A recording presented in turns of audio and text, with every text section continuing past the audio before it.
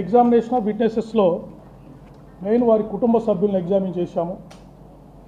వారెవరు కూడా మాకు ఎటువంటి అనుమానం లేదు, పోలీసు వారే ఇన్వెస్టిగేట్ చేసి వారికి మరణానికి కారణం తెలియజేయండి అని చెప్పడం జరిగింది. తర్వాత వారు ఒక 6 మందితోటి 24 తారీఖు వారు ప్రయాణం చేసినప్పుడు సెల్ ఫోన్లో 6 మందితో మాట్లాడారు. వారి భార్య, కొంతమంది ఫ్రెండ్స్ తోటి మాట్లాడారు. ఎక్కడ కూడా జనరల్ టాకే చేశారు, ఏది కూడా వేరే విషయాలు ఏమీ మాట్లాడలేదు. తర్వాత వారు 1 month 2 months కాల్స్ తీసుకొని ఫ్రీక్వెంట్గా ఎవరితో మాట్లాడుతున్నారు అని కూడా వాళ్ళతో కూడా విచారించాం.